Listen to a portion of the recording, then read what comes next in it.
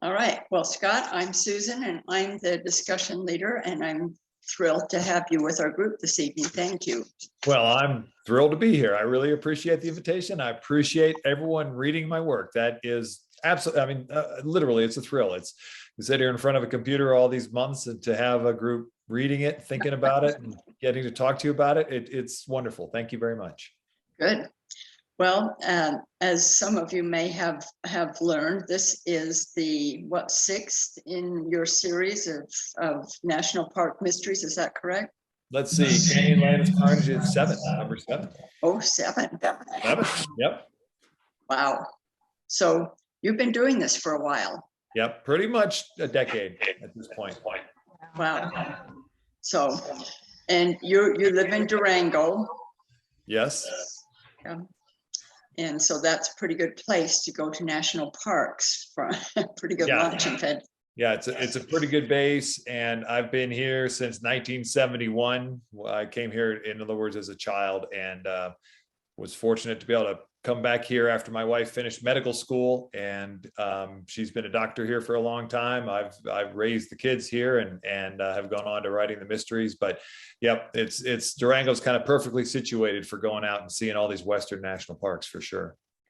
Well, I wanted to ask our group, as we're introducing you, how many of the group have read other books by Scott, any of his other national park mysteries? Anyone? Okay, so we're going.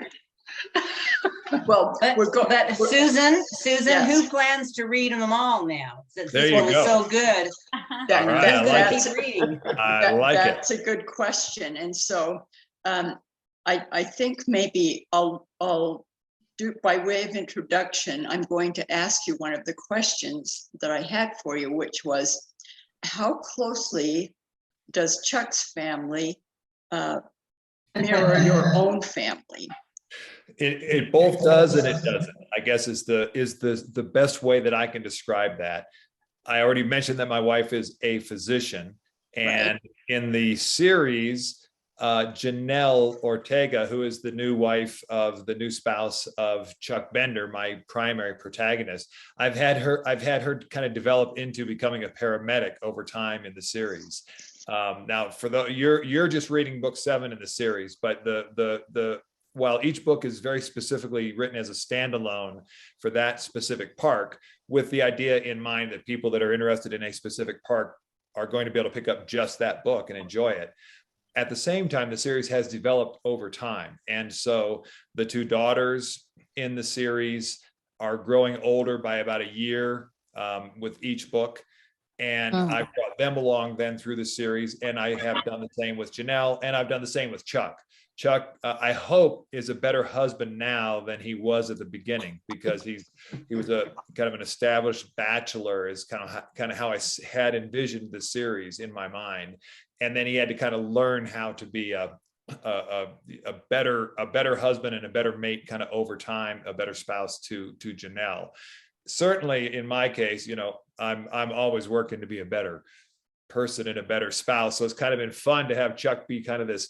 My wife and I married really young, and so we've been together forever. So it was kind of fun to think about someone who was out there in the world for quite some time and then suddenly found love later in his life, and to see how he might develop in that way. So that's something very different from me. But his outdoor, the fact that he's really comfortable in the outdoors, that he's just spent a lot of time out there, that's certainly where I'm most comfortable, and it's certainly where I have taken my children. My wife and I are always out on river trips, backpacking.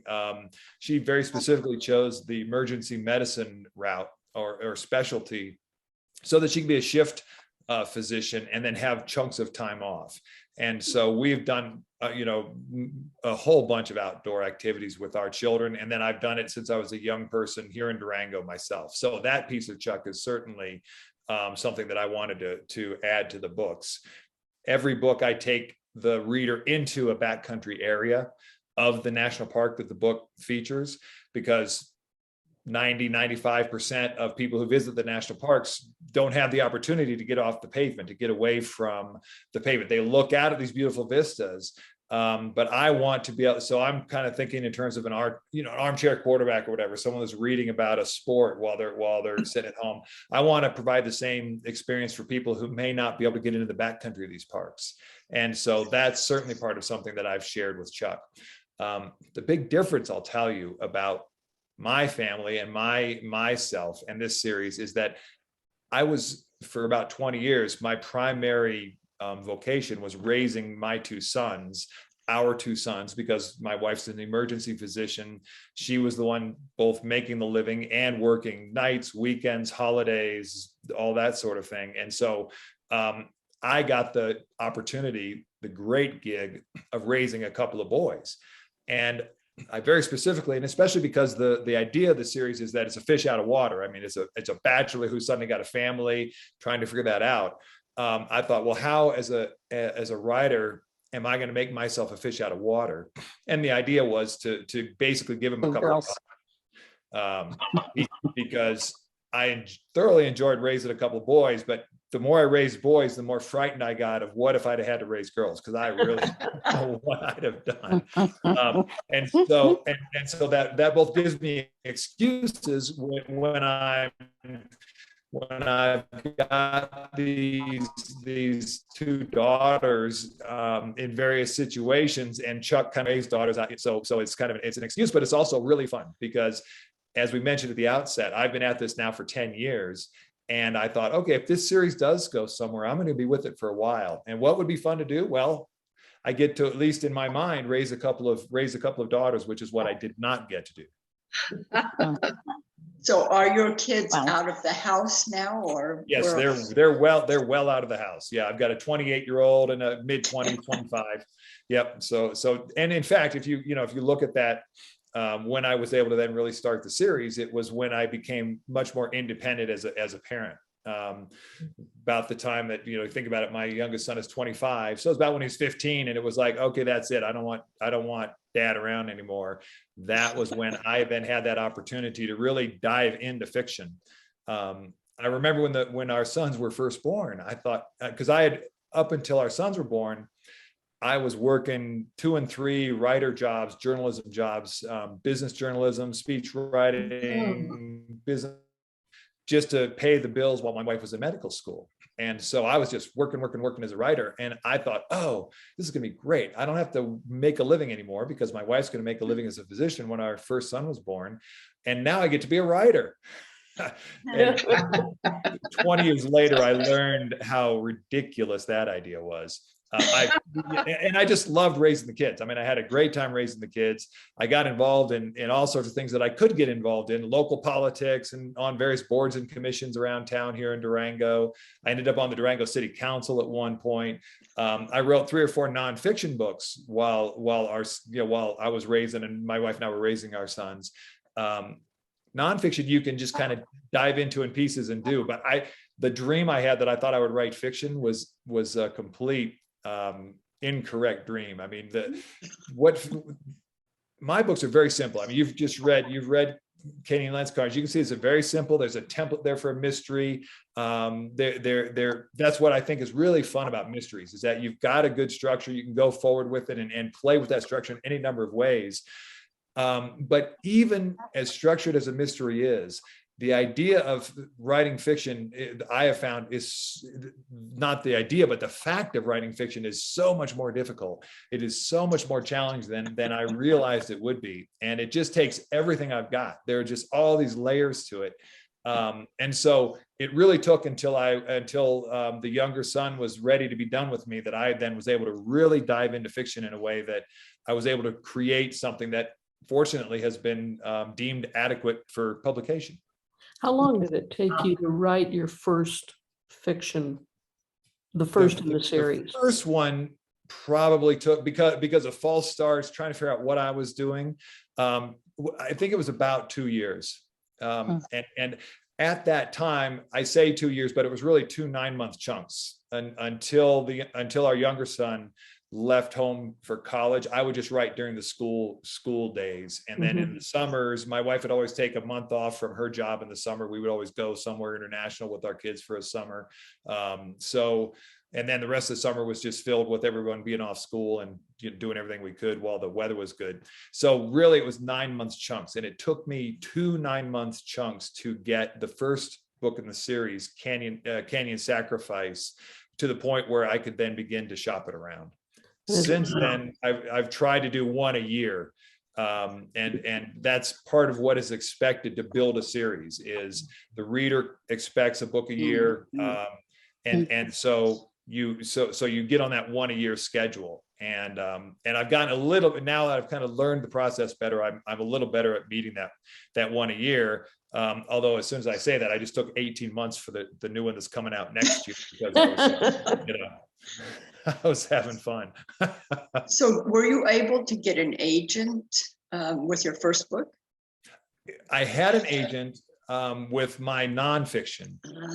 Clear back before our sons were born, I was writing nonfiction books, had an agent in New York, and then she unfortunately passed away from cancer. And about the same time that I started really into raising the boys and staying home. So there was this hiatus from having an agent. I then started shopping for an agent and shopping around that first mystery both at the same time to see how it would all go. And I had this fortuitous meeting with the people at Torrey House Press. Now they're in Salt Lake City. Yeah. And they were just kind of getting started at about the same time that I was trying to launch this series. And we sat down together and really enjoyed one another and felt like we had some real symbiosis there that could work really well together. And it turned out to be true. And so the result of that is I've just gone all in with Torrey House Press and haven't had to go find an agent. I've had agents since then contact me, actually. And there's an agent now that's working with me in Torrey House Press, looking at TV and film rights, seeing about doing a streaming series with the series. Wow. Yeah, which is really fun. But so the agents are, they've been there, and if I need an agent, so there's always that conversation about, should I jump to a bigger publisher, and because the success of the series suggests that I could do that if I wanted to. But I'm really, really pleased with what with the team that I've gotten to surround myself with at Torrey House Press, and what Torrey House Press has become over the decade that I've been with them. If you're not familiar with Torrey House Press, I can talk a little bit about them, but it's a real special, absolutely unique situation for me, and it's just been wonderful. So long-winded way of saying, no, I don't have an agent. I'd like to jump into some of the questions that our club members had. And Carla, why don't you go ahead with your question, your first question you sent me about water and the whole issue of water that you wanted to know more about. Well, I so appreciated. Excuse me? We're getting some reverb. Go ahead. I so appreciated the elements that you had in your book about water in the Southwest. I mean, it is so timely, given the drought that we're seeing now and have been seeing for a few years, and the struggles that particularly Southwest Utah, where we live, is involved in. So I really, really appreciated that, and also really liked the references to John Wesley Powell. Great. Or JWP. I just recently read a very large book about his trip through the canyon, The Promise of the Grand Canyon and Powell's Perilous Journey, which was a wonderful, an exciting book. So your references to John Wesley Powell, I thought, were so perfect, because I think many people don't realize the impact that man had on the West, and the predictions he made that are in fact happening in front of us today.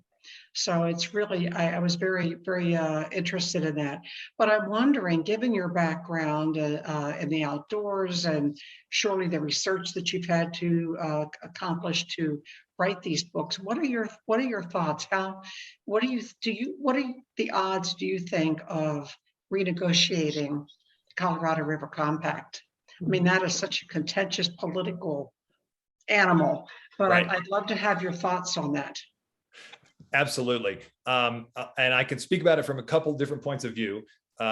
You probably didn't notice, but the dedication in the front, I actually dedicate the book to my son, Taylor, who is the older of my two sons. He actually worked for Utah Rivers Council for a couple of years in Salt Lake City. And he's now in law school out in Berkeley and focusing on water law. And so he's kind of steeped in this. And so I really worked him pretty hard, trying to learn from him some of these things. I wanted to share, obviously, a general knowledge of the compact, a general knowledge of the fact that this has been contentious for, as you say, 100 years. And so and then we literally, my son and I were speaking today about the story that you may have not yet seen in the New York Times about the shrinking Great Salt Lake. Yeah, and it's in the New York Times today.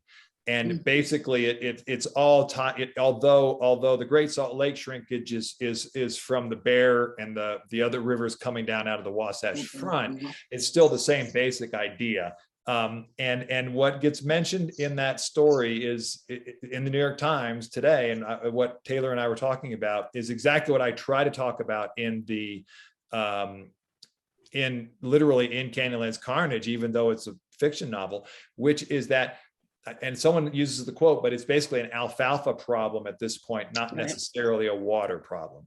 Right. 80% of the Colorado River is going to agriculture, and of that 80%, a huge amount is going to alfalfa. Yes. And then of that alfalfa, a huge amount of that alfalfa is being shipped to Asia. Yes. As ballast in the, to basically to weigh down the ships that are bringing all the stuff that we're buying from China. That was a shock to know that. Unbelievable. It really is unbelievable. And so essentially at this point, what we are doing is we're shipping the Colorado River to Asia, is what we're doing. For no money, really. It just because it's ballast. And it's all, so the simpler thing to say is that it's a paperwork problem at this point. What we've got. And so the good news of all of that, honestly, is that yes, the compact is very renegotiable, and the parameters really have already been set as to the percentages that the upper basin states and the lower basin states get. They've really already agreed upon, for 100 years, they've had a basic agreement of how much they each get. And they just don't want to give up. They just cut up a bigger pie than actually exists now. But if all you do is just shrink the pie down based on the percentages that they agreed to 100 years ago, that negotiation process is pretty simple. The harder thing is simply the paperwork that we've got first rights. Basically, whoever got the first rights on the water is in a use it or lose it situation. Yeah. And so they're going to use it for that alfalfa, because if they don't, they're going to lose it. Yes. Isn't there an issue now, though, that with Native American tribes? To an extent, but the amount of water, and again, this is something that I've spoken with my son about, but I'm not an expert on. But the amount of water that they get out of the Colorado Compact is so much smaller than what the states otherwise get, that the big elephant in the room is that agricultural use by non-Native Americans. There certainly are plenty of Native American rights that will be adjudicated over time that are been promised in treaties and haven't been received. Not enough to make the difference that simply, essentially commodifying, turning water into a commodity will essentially do. Once you don't have this, you got the right to the water because you showed up on the ground first in 1871.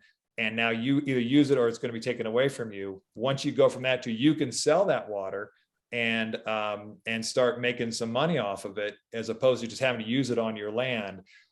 And that'll just going to be a process that the problem is we're willing to drag all of our lakes empty first before we actually face that problem. But it's going to be a problem that's going to have to be faced. And I think it's just going to be when Lake Mead is empty, when Lake Powell is empty. This year, now they're going upstream. They're emptying out Flaming Gorge this year.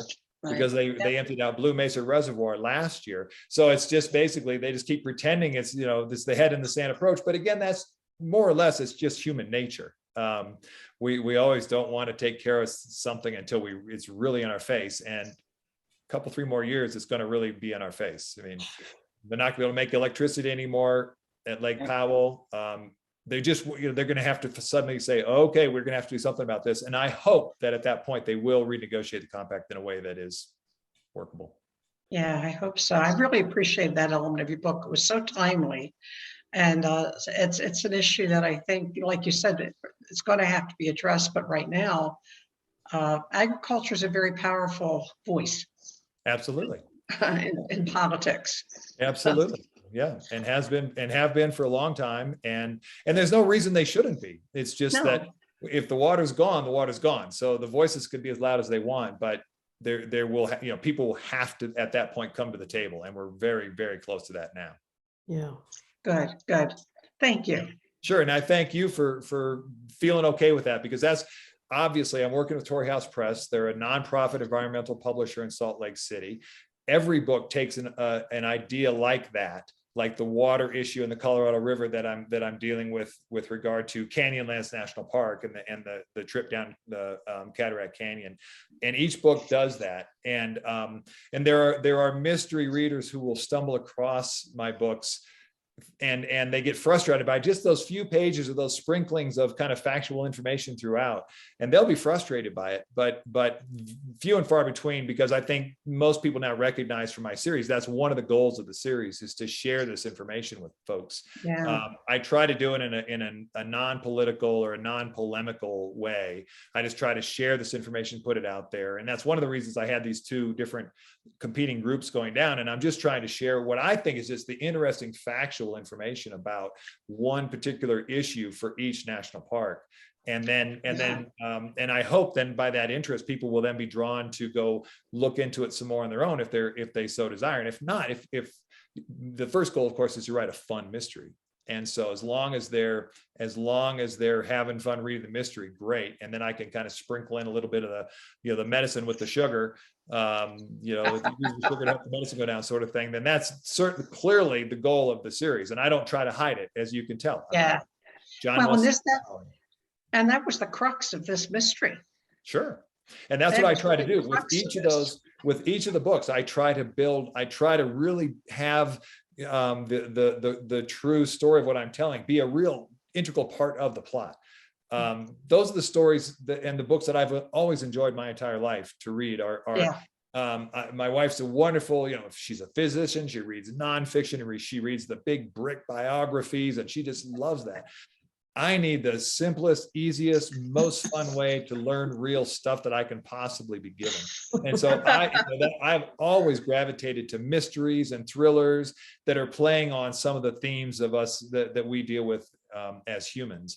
And so that's exactly then what I've tried to do with my writing. And so you'll find if you read some of the other books, I'm doing the same thing. I'm playing with. I'm trying to share the whole idea of trophic cascade, for example, in the Yellowstone book, Yellowstone Standoff, which is wolves and bears doing weird things and being chased, people being chased around by bears, and it's again just this high energy outdoor mystery, but I take that opportunity to talk about trophic cascade and what happened to Yellowstone when wolves were eradicated from Yellowstone National Park, and then how almost miraculously the return of the wolf in the 1990s, and within 20 years nature has righted itself in Yellowstone. And now, of course, it's being upended again because Idaho and Montana have chosen to allow any wolves that step off Yellowstone to be killed, and so that trophic cascade will may well begin to repeat itself. But it's to me that sort of the way we're interplaying with these national park environments as humans. And then if I can share some of that, that's one of the real fun things I have with the mysteries. And so, yeah. That's excellent. Yeah. Thank you. Absolutely. And going along with that idea of how you structured the book, Valerie, you had a question about the opposing groups that were on the trip. Would you Yeah. throw that one out. So I really liked the way that you created this situation with the two kind of sides that were fighting over, that are currently fighting over water rights. And I loved how that really opened up an opportunity for you to talk about the different needs that were at play there. And I was just wondering, like, how realistic do you think that situation is, that we could like actually like have both sides, both players go down and actually see what it is they're fighting over? I absolutely, it is absolutely realistic. You may remember that I note in the at the start of the book, early on, I mentioned the book by John McPhee that is Encounters with the Archdruid. Yeah. And that is a book that is about the river trip that David Brower, head of the Sierra Club, took down the Grand Canyon on a co-rafting trip with Floyd Dominy, the head of the Bureau of Reclamation.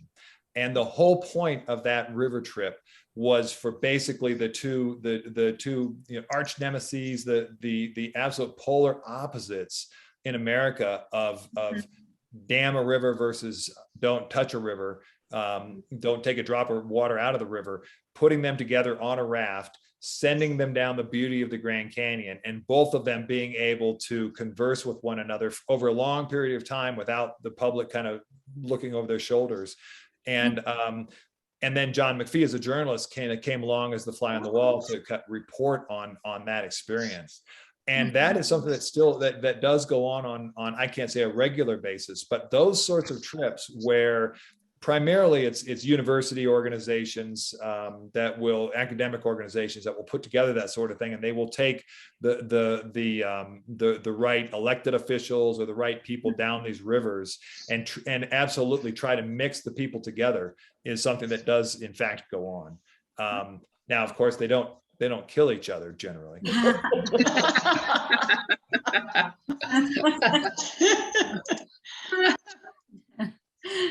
Yeah. Oh dear.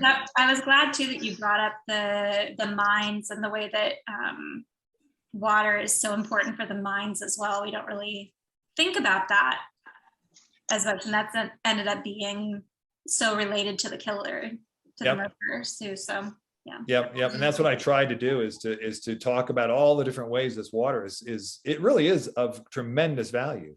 And so that is really both the problem and the wonderful aspect of water for us out here in the West, is that the value, the value we get from it as human beings is so tremendous. And it's on all those levels.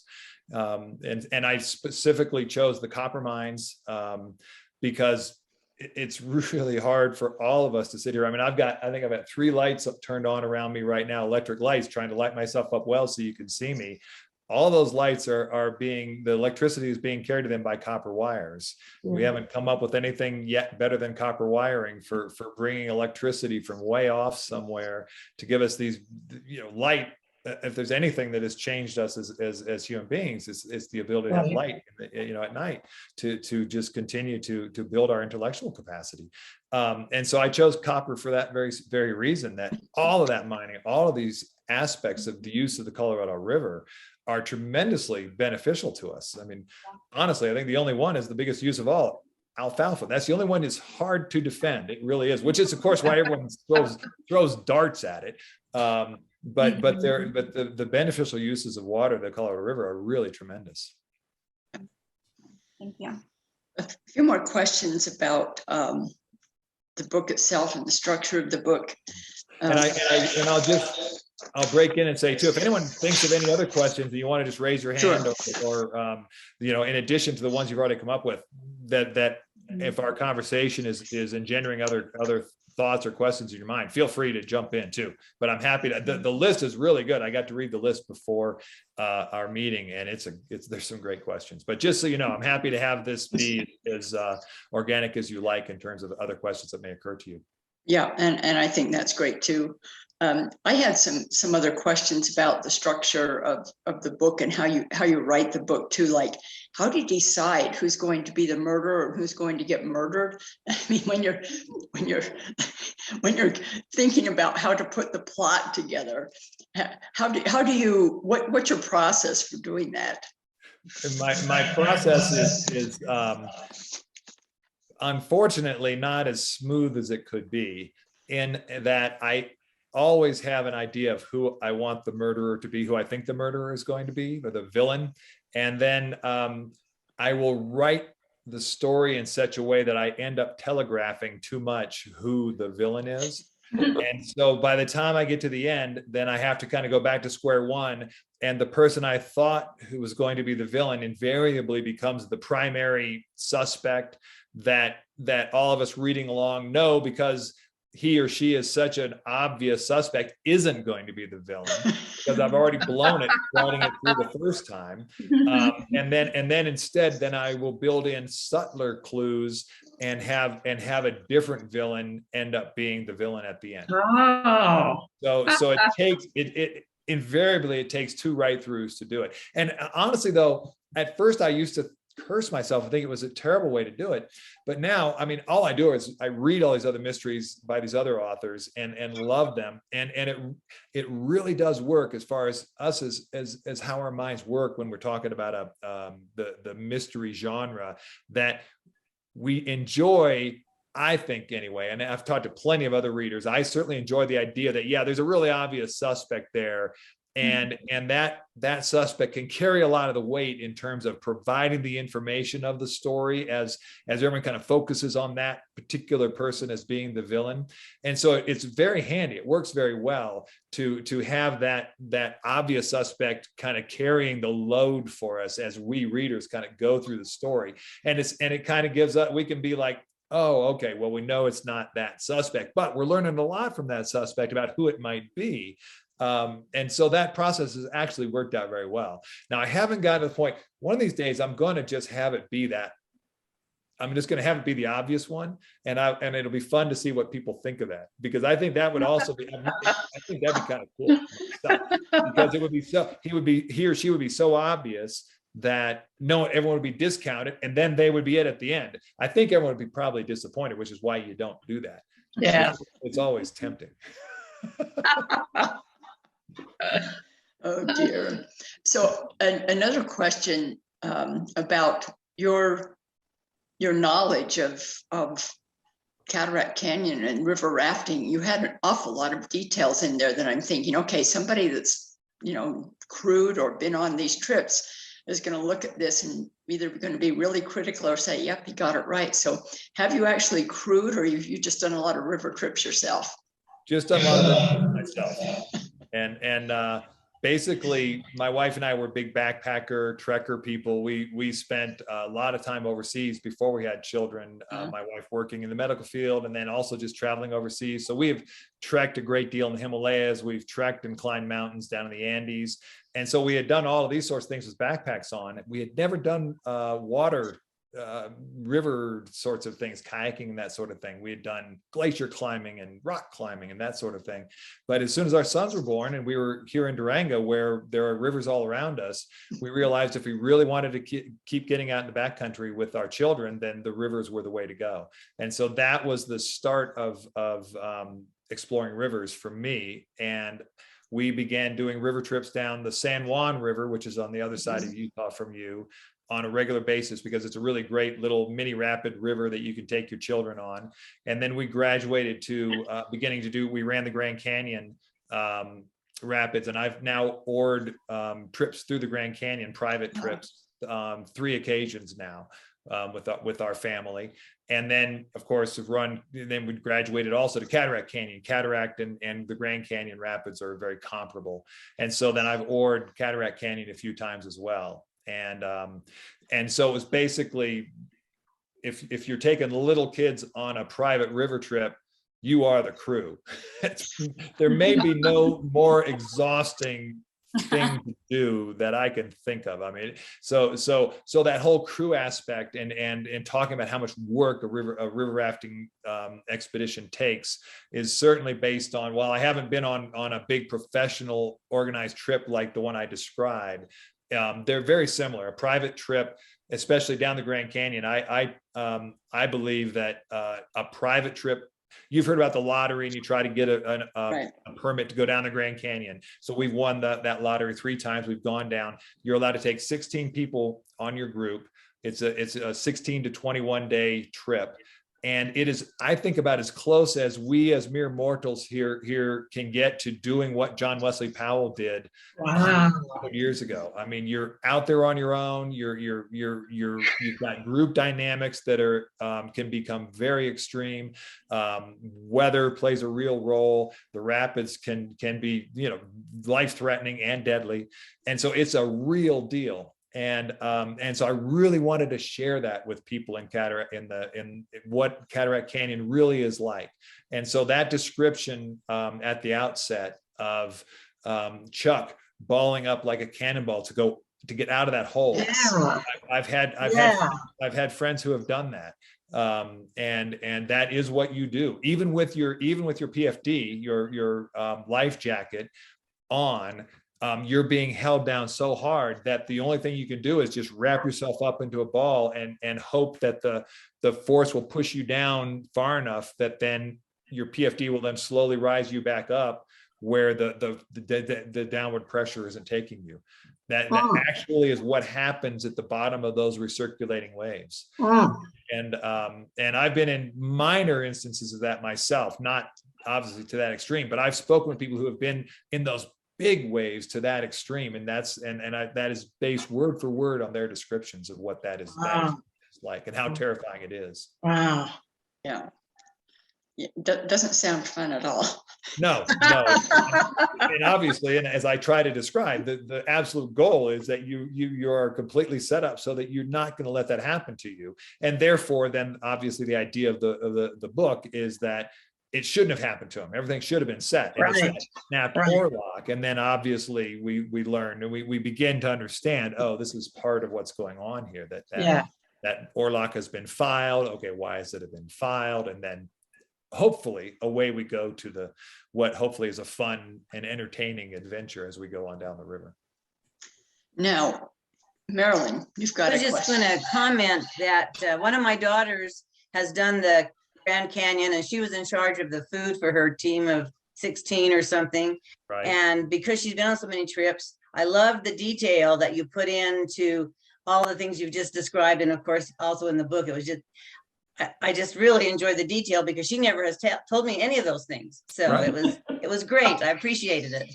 Oh, good. I'm glad to hear that, because to me, that's right. That to me is what's neat about it. Canyonlands is kind of that perfect idea of, if you visited Canyonlands, there are I talk about the 3 parts of Canyonlands. Yeah. And you drive up there on Island in the Sky, which is the northernmost point, the northernmost of the 3 chunks of the national park, the 3 sections, the districts. And you drive out on that point and you're 2,000 feet, 3,000 feet, whatever you are, above those rivers. And you can look way down, you can see them way down there, and they're disappearing into those canyons. You see little bits of those rivers, but 99.9% of the folks are never going to get to be down there. And it is so fascinating. It is such a different world. And that is exactly what I wanted to share. So I really appreciate hearing that. Yes. So that's what I like doing about these books. Carla, you've got a question. Well, a comment. I've gone on float trips down the Snake and the Boise, but never down the Colorado. But we have been down to Toroweep a couple of times, the overlook there, and that is the most spectacular overlook of the river through the Grand Canyon, I think, anywhere in the canyon.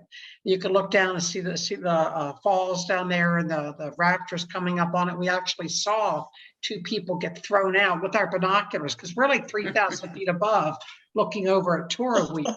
Right. That's quite a drive out there, but oh my God, it's so worth it. Yep. So that's what you're talking about right there.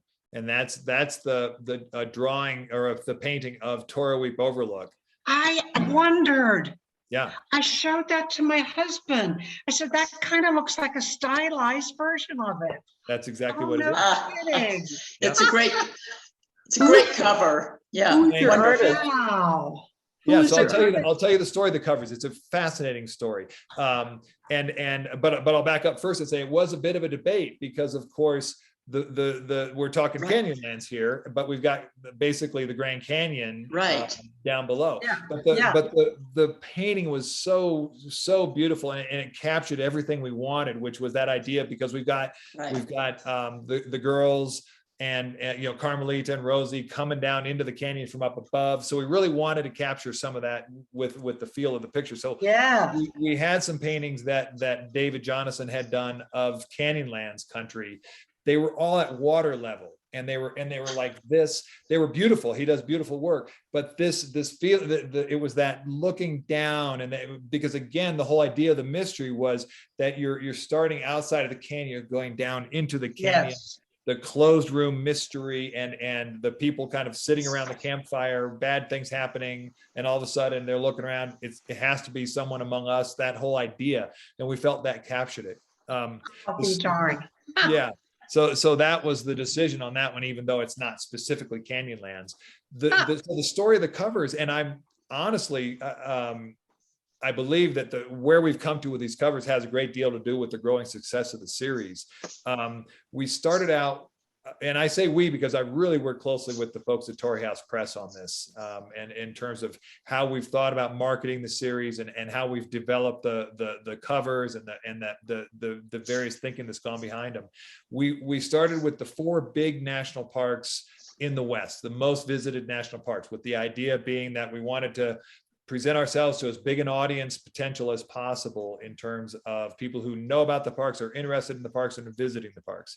And so those first 4 parks were Grand Canyon, Rocky Mountain, Yellowstone, and Yosemite, all of which were preserved early on by Congress based on the paintings that were done by the That's right. Hudson, was it the Hudson River or the Hudson Valley artists?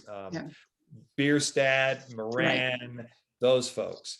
And so we were able to choose cuttings from, so here's Bierstadt for Rocky Mountain National Park, a cutting of Bierstadt, his over the top, you know, paintings that he did of the mountain that totally sold Congress on it, even though when you really look at that, he was basically painting the Alps, even though he had just come from the Rocky Mountains with all his sketches. And then he would come back to the Hudson, you know, River Valley and paint these beautiful paintings that were really of the Alps, but that's what sold Congress on preserving Rocky Mountain National Park. And this is I believe this is Bierstadt and Moran. I can't remember them all, but there's Bridal Veil Falls, Yosemite, and then and I can't remember. And I think this is Moran is a cutting again for the Grand Canyon, and these were all the paintings that were used to sell Congress on preserving these national parks that none of them were ever going to see, and those paintings are all in the public domain. You have to get hold of the museum that holds those paintings, you get permission, and it's like $100 or something, but they'll send you a really high definition version of the painting, and you're able to cut the chunk out that you want and use it because they're in the public domain. So then we got to book number 5, which was Arches National Park. Arches is so new, of course, that there were no these old paintings in the public domain, so we had to kind of go back to the drawing board, and that was where the designer for the series, for all the books at Torrey House Press, Kathleen Metcalf, knew about David Jonathan and that he was doing these really remarkable kind of modernistic, he calls them fractal paintings of these tremendous southwestern national parks.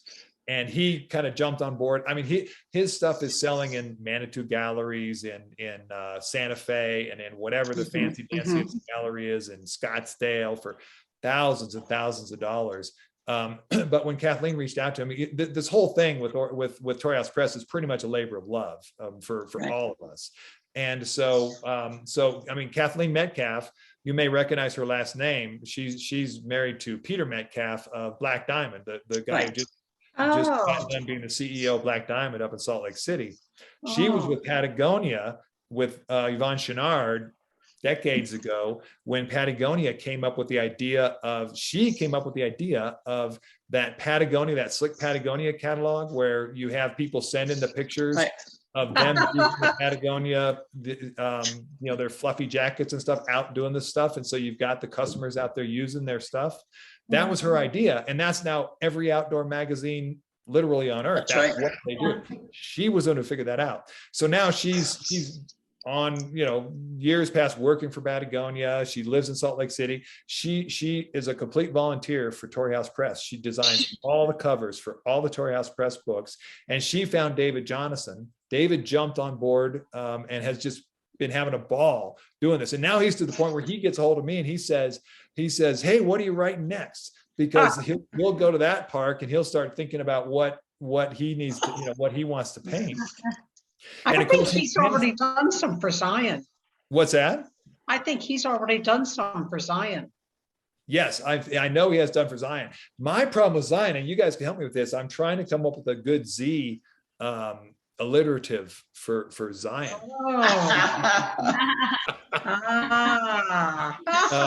But I know what I want to do with Zion, which is the canyoneering, because I haven't done canyoneering yet. And so there's that multi-pitch drop into the Virgin River Gorge that it would just make a wonderful adventure. It's where there were some Boy Scouts got caught in there in a flash flood a few years ago with tragic consequences. But you could do some sort of a flash flood scenario. You could just do some great stuff. I know people who do canyoneering who would love to guide you. Yeah, exactly. Well, and I'll take them up on it. Yeah.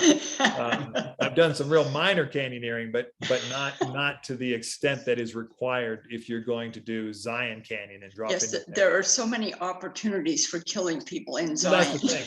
And that's now anywhere I go now, when I go to these national parks, I'm always on the lookout for a fun way to kill someone,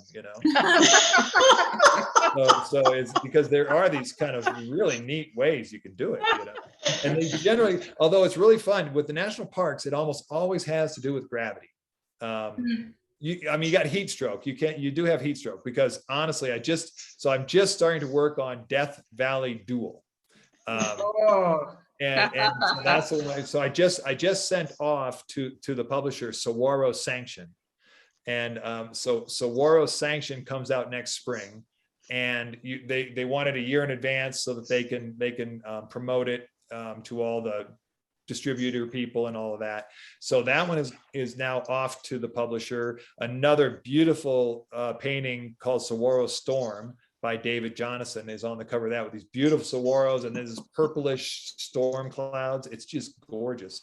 And so now I'm doing Death Valley Duel, and David has mostly, you think about Death Valley, the Panamint Valley. I don't know how familiar some of you are with that magnificent geology of Death Valley. But it really lends itself to horizontal. And of course, the problem is that for a book, you need vertical. And so the saguaro was great. The saguaro cacti worked very well for that. But so David is, I'm sure he'll come up with something cool for Death Valley for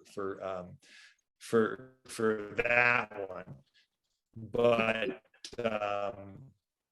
something with Angel's Landing. At any rate, Yeah. I would love to write Zion, but I need a Zion, because I just need a little bit of something from that word. It has become kind of the catch, the what's been fun.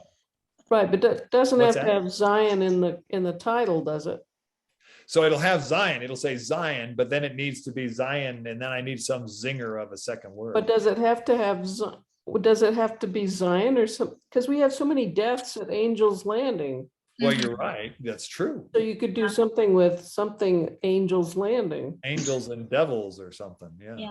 I don't know. But we absolutely. I mean, in all seriousness, for the series, each book is set in a specific park, and the sales idea of it is that you're going to have the title of that park in the title. That's going to be the first word in the title. That's true. Because I'm trying to give us a real sense of place to that specific park. Now, Right. obviously, then the adventure happens in a very specific part of that park. I mean, Canyonlands, most people are visiting all these other parts of Canyonlands, and I've got the whole adventure taking place way down in the heart of Cataract Canyon. So, you know, you could have the entire thing happen at Angel's Landing, but still the title's going to be Zion, Right.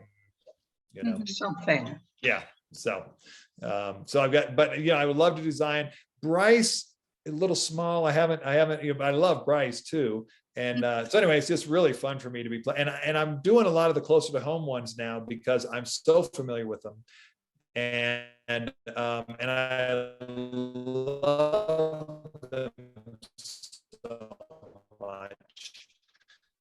People keep saying, "Well, you should go to Acadia in Maine, or you should go to Great Smoky," and it's just that that's we'll see. Not sure what we'll do after Death Valley. That's still to. Oh, he's frozen. Is he gone?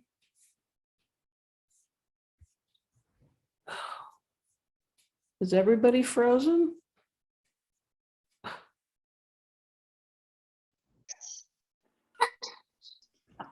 Things Sorry moved around. about that.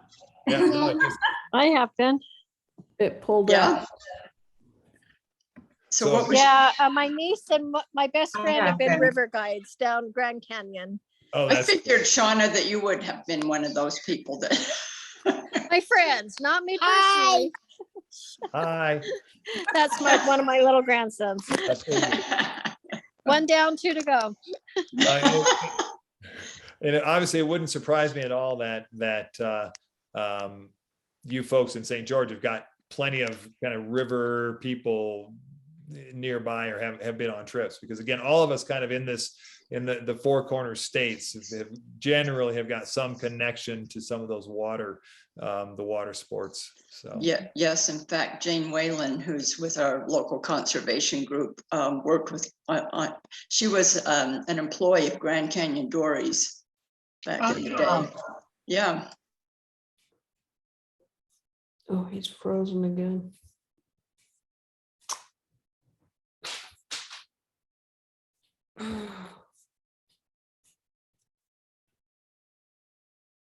Did see that. Yeah. and very so cool. that's been kind of, again, you work at something like this for 10 years and it's and sales have really been doing great, so I'm proud of that. But then to have an actual group of volunteer judges who are completely not anyone that's associated with your work, that are looking at your work and judging it, you know, worthy of being chosen as a finalist for an award like that, is something I'm really proud of. So that's kind of neat. And I thought you did a great job in helping people understand the different experience you would have in a national park, from say walking above a Torrey but looking down into the canyon, versus being down in that canyon and hearing the echo of those birds, of the hawks, the eagles, the water. I mean, we did some of that even down in Big Bend. And it was so different, you know, looking at the river, the Rio Grande from up high, and then going down and walking through some of those canyons, any of these areas, it's like you're in an entirely different ecosystem. right. Yeah. And to me, that's what's so great. And that's why I'm happy to have spent basically, you know, this decade writing about our national parks and really championing our national parks. Yes. Is that as busy as we all are hearing that they are, as busy as, you know, right there in St. George, Zion has become, Yes. and as busy as Arches has become. These it's for a reason. I mean, they are remarkable. And despite how busy the central parts of those parks are, it's still amazing to me how few steps it takes away from Yes. pavement, and you still have exactly that experience that you're talking about Yeah. in virtually every national park out here in the West. Yeah. Those places still, you know, there are these preserved backcountry places in the national parks, and it is a result of the fact that we've created a great way for millions upon millions of people to see the best aspects, the most scenic and most beautiful aspects of those parks. It's because of that the rest of it is being preserved, and we're seeing, some of these other big preservation efforts take hold, like of course what's gone on across from you in southern Utah, where Grand Staircase was, Yep. And was Bears Ears. Bears Ears, very, very contentious. And yet the longer they're there, the more people are realizing there's real value in the visitation, and you direct that visitation correctly. And then you've got these huge swaths that are really, really protected well for people to be able to go and have the quieter experience as well. Yes, Scott, I'm looking out my back window at the Red Cliffs National Conservation Area as we talk. There you go. Yeah. Yes. And Carla can do that from her back window too. Yeah, we had two foxes in our yard last night. And earlier in the year, we had a couple bobcats in our yard. I mean, it's just such a treasured spot. Absolutely. To be right here where we have that. Okay, Right. I have another story related question. Sure. Why oleander? Well, I just basically, and you see, this is going to be something that you know more about than I do, clearly, because why don't you tell me why not? Because I basically, that's all internet. That's just me working the internet, looking for something this person could have used by mistake, and thinking it was just going to make someone sick and then killing someone. What was it? Would there have been a better choice? Well, I just wondered, okay, where does this guy live, and does he have oleanders in his yard, and is he knowledgeable enough to know that all parts of oleander are poisonous? Well, and here's what I thought. I thought, okay, I knew that is about as much as I knew as a layperson before I got on the internet. I knew, like, if you think about what are those poisons that are out there that we have to avoid, the poison mushrooms and that sort of thing. Hey, I'm trying to think of the one out east. But oleander is one that I just kind of knew in my head was this poison. So I thought, okay, if this guy's trying to have in mind how he's going to just jinx this river trip, which was basically his goal. He wasn't necessarily going out there to kill people, but he was just kind of trying to create havoc. Then I thought, okay, he may know enough about oleander that he can then sit there and just Google it up and order a little bit in online, because all this bad stuff seems to be available pretty easily these days. So that was what I had in my head. But that's a good point that you bring up, and worth my, kind of keep it in mind for future reference, because it's always those why questions that are the logical ones that I think about as a reader, and then I try to cover as much as I can when I'm writing. And then when I'm having my early readers ask me as many why questions as they can as well.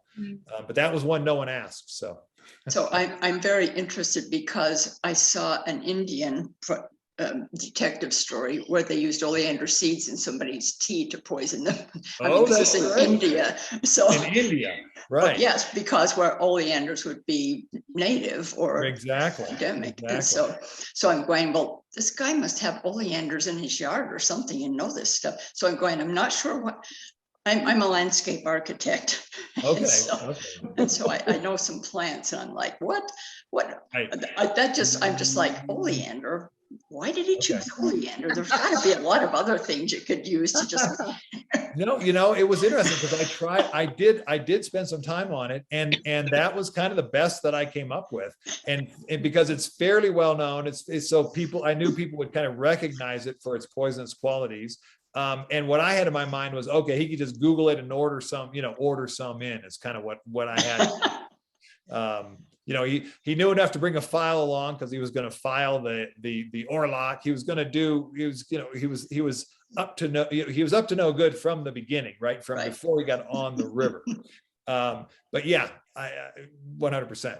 It just, but it was kind of like, okay, there's peyote. I mean, I really did. I kind of searched through what are some of those crops that we want to avoid that are right out here somewhere in our neck of the woods. And I didn't really, and I did kind of think about the mushroom thing. Anyway, yeah. Okay, that was just a fun kind of aside. I'm going, that was an odd choice, but interesting. Yeah. So, Torrey House Press is a nonprofit, I understand. Is that correct? Yep, they are. Yeah, so they were started by, I'll give you the quick Torrey House story because it is quite interesting. It was basically a couple in Salt Lake City 10 years ago, like 11 or 12 years ago now, just before I kind of found that, wanted to start a press that was a for-profit press is what they had in mind, to do environmental literature is what they had in mind. They pretty quickly found out that environmental literature was not, there wasn't really going to be any way to break through and just have, they weren't trying to get rich or anything. They had already had successful careers, and this was kind of something they wanted to do as an extra chapter in their lives. But they, with the success they'd had financially from their careers, so they weren't looking to have it be a breakout. It was much just at least cover its expenses. They found that they couldn't even, come close to doing that. And one of the ideas, honestly, when I came to them a couple of years in, was when I said to them, look, I can kind of be the entertaining part, and there is the possibility that my books can actually sell, as opposed to the books they were printing at publishing at that time were really kind of preaching to the choir sorts of books in wonderful ways. Nothing wrong with preaching to the choir. So I'm not saying it in a derogatory way, but in terms of the knowledge that when you're doing that, there's a limited audience in your choir. And if you turn around and look at everybody in the church, that's a much bigger audience. And I'm selling to everybody in the church. And so they took me on with some of that idea in mind. And even so, they very quickly realized that the best way to go was the nonprofit route. And that has been extremely successful for them. And then I'm proud to say that my books, likewise, have been extremely successful for them, because my books are now selling well enough that they're really helping to support a lot of the other books that Torrey House Press is able to put out there now. And then the result of the success of Torrey House Press, it's the usual deal: hard work and success beget success. And so now Torrey House Press is publishing. They've just published the second book that they've put out by Craig Childs, who is a very well-known name, lives just across in Colorado from the Utah border, but it's written about the Four Corners region forever for these big New York City publishers. But he's now, Houston has written now, they're published with Torrey House Press. Terry Tempest Williams. Right. I'm thinking from there in Utah. Anyway, just these really wonderful, some of the top name environmental authors are now coming to Torrey House. And because they do such a wonderful job, they work so closely with the author. And I'm lucky to be a real part of that in terms of my books being the most successful thing that Torrey House Press has going. And so those books then are helping them do this mission-oriented nonprofit work that they're really enjoying doing as well. So the whole, which I started out our meeting with tonight, talking about the fact that that's why Torrey House Press has been such a wonderful organization to be involved with for me. And I'm just happy as a clam to get to keep doing it with them, as opposed to trying to move on to some big publisher in New York City, because I've been there, done that, and it's fine. But the opportunity to do what I'm doing at Torrey House Press just doesn't happen. It doesn't happen, especially in today's world. Great. Yeah. Well, Are they and doing you have more fiction? What's that? Are they doing any more genre fiction, or are you the Well, only? they're doing literary fiction. Very. I'm trying to think if they've done any other genre fiction, and I don't think they've done any young adult. No, they're really just they're doing plenty of fiction, but it's more just literary fiction. I actually provided a cover quote for a real thriller that they did last year that was somewhat along the lines of what I'm doing, set up in Alaska. But and it was kind of a set in the future, dystopian sort of thing. Really a great story. But that's as close as they've come to something that wasn't literary. And even that was exceptionally well written, crafted, almost literary in its aspect.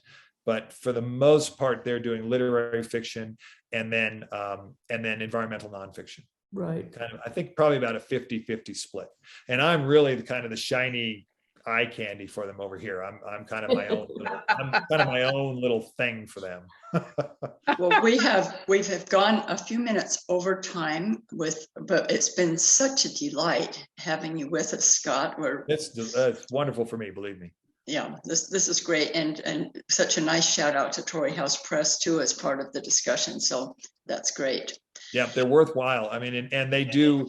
The Ann Terashima is their young, really editor who's worked into the almost the publisher role now, out of Westminster College in Salt Lake City.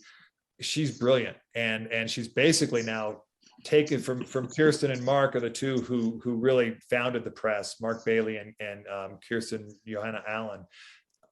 And now is in her early 30s, has really taken the reins of this thing, and she's just a remarkable person.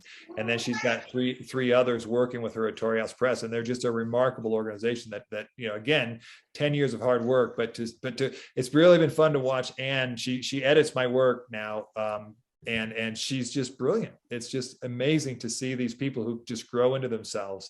And so, you know, you talk about Torrey House Press as kind of a play, an publishing house, but in fact, it's these people like Anne that are remarkable people. And so if you, and they're the ones choosing these books, that all this flood of manuscripts that they get, they're really great at choosing what they put out there. So I would highly recommend going to their website and having a look. Also, they're giving voice to young authors. They're giving voice to young writers. They've got a Rising Voices, a monthly blog, basically, that they do on their website.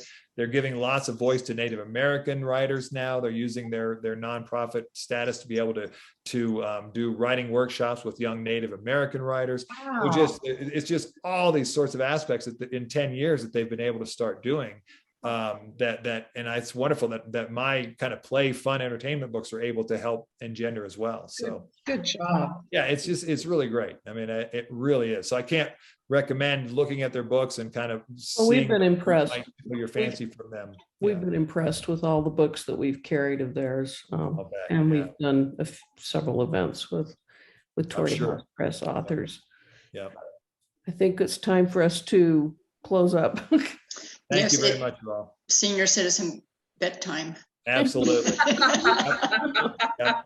And I'll put in one more pitch too, is that if anyone wants to do any reviews for me on Goodreads or any of that and this is for anyone else, any authors you're following, that's wonderful. It's wonderful for the bookstores as well. People will read those reviews online, but they'll find books they want that way, and then they'll go to their bookstore and buy them. So anyone that's the best thing you can do to help me or to help any Torrey House Press author or help any author out there is offer up a quick little 1 or 2 sentence online review. That and that helps the bookstores as well, because it gets that interest in books out there. Will do. Okay. Thank you. Yes, Thank you. thanks very much. Maybe we make it to the book bungalow at some point on one of my, maybe next spring with Saguaro Sanctionland. We'll see. That would be fun. That would Okay. be great. All right. Thanks. Yeah. Thanks, Scott. Thank you all very much. Thank you. Night. Night all. Good night. Night.